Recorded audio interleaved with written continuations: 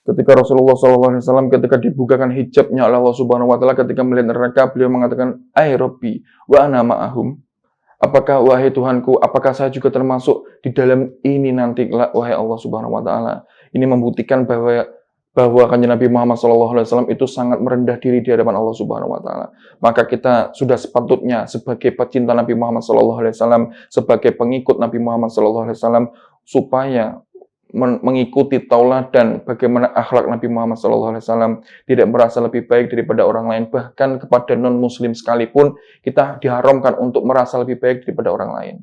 Pada orang muslim, pada penjahat, pada orang-orang yang mungkin kita anggap hina dan seterusnya, itu sangat tidak diperbolehkan dalam agama Islam untuk kita melihat orang tersebut itu dengan pandangan sinis, dengan pandangan merendahkan, itu tidak boleh.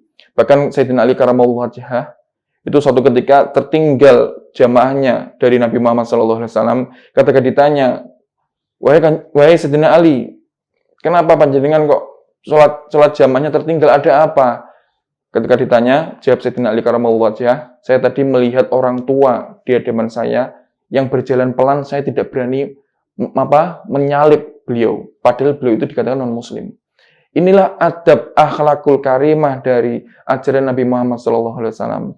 Jangan mentang-mentang kita sudah berasyhadu alla ilaha illallah wa asyhadu anna muhammadar rasulullah, terus seakan-akan Islam itu punya kita sendiri. Allah selalu di belakang kita dan seterusnya. Seakan-akan kita tidak pernah mendapat murka Allah Subhanahu Wa Taala. Jangan sampai merasa kita menuding orang lain, oh kamu ahli maksiat, kamu pasti neraka dan seterusnya. Kita ini semuanya murid yang mempunyai rapot yaitu yang mempunyai rapot semua amal kita itu Allah Subhanahu Wa Taala.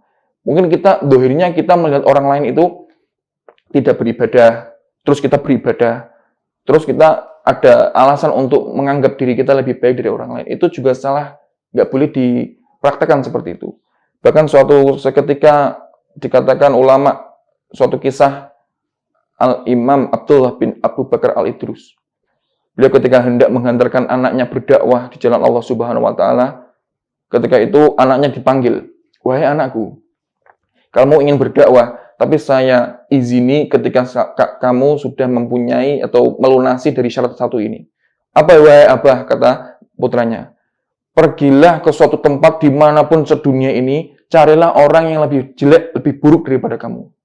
Seketika itu putranya langsung berkeliling ke dunia, cari kira-kira mana ya orang yang lebih buruk daripada saya.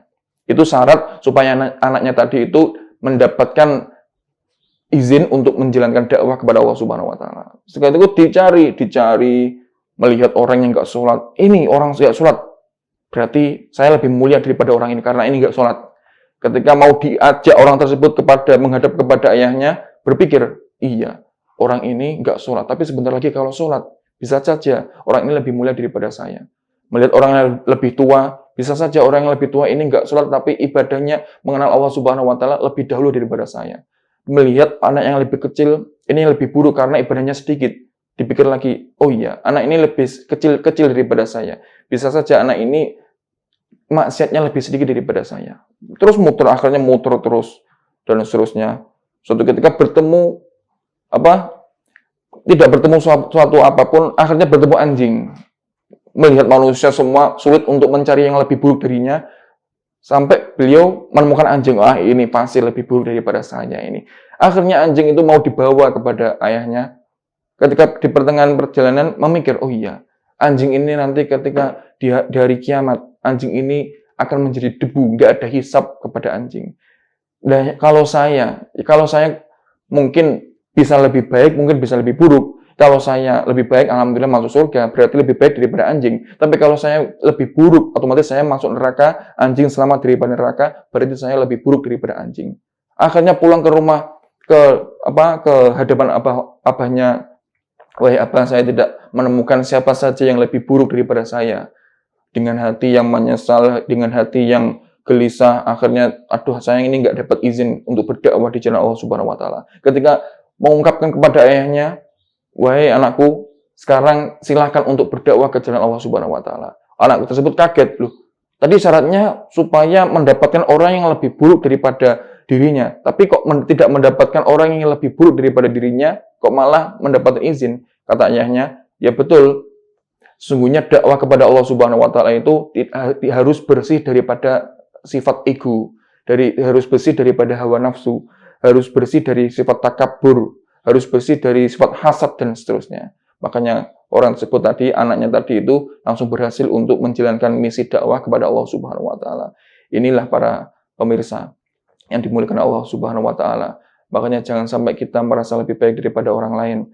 Pandanglah orang lain itu semuanya ahlu surga kalau bisa. Pandanglah dengan ainur rahmah, dengan pandangan kasih sayang. Jangan sampai kita merasa lebih baik daripada orang lain. Karena Kanjeng Nabi mengajarkan kita untuk menjaga perasaan orang lain. Menjaga perasaan orang lain ini termasuk daripada akhlak Nabi Muhammad SAW yang sangat mulia. Maka kita bersama-sama untuk menjaga perasaan orang lain. Terlebih-lebih zaman sekarang, kalau zaman sekarang ini menjaga perasaan orang lain, di hadapan orang mungkin bisa. Tapi yang sangat sulit yaitu menjaga perasaan orang lain lewat sosial media. Lewat Facebook, lewat WhatsApp, lewat Instagram, dan seterusnya. Komentar-komentar negatif, dan seterusnya. Seakan-akan kita lupa misi kita untuk menjaga perasaan orang lain. Menjaga akhlakul karimah. Jadi menjaga akhlakul karimah tidak hanya dengan haliah, tapi dengan lisan pun kata-kata itu kadang-kadang lebih tajam daripada pedang. Makanya, kalau melihat orang lain, andai kita sukar atau sulit untuk memanjangkan tangan untuk membantu orang tersebut, paling tidak kita jangan sulit untuk memanjangkan lisan kita untuk mendoakan kebaikan orang lain. Itu yang terpenting.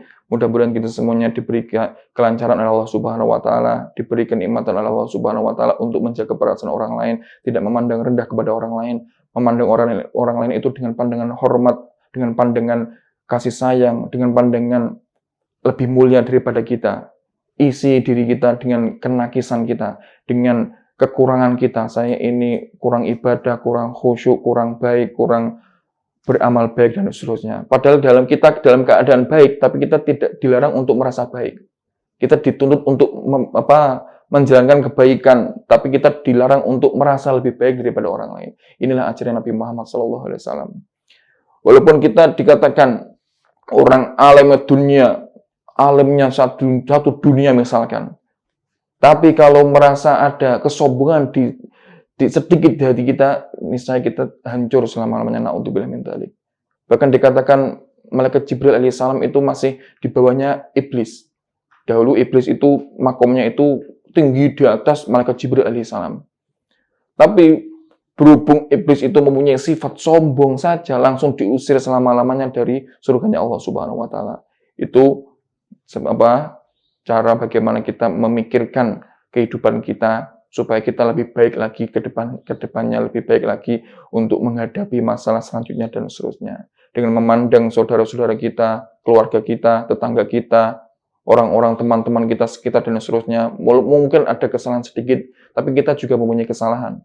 Hakikatnya problem dalam dunia ini kita sulit berdamai dengan kekurangan orang lain, tapi sangat mudah berdamai dengan kekurangan diri sendiri. Mungkin itu saja yang bisa saya sampaikan. Kurang lebihnya mohon maaf. Wassalamualaikum warahmatullahi wabarakatuh.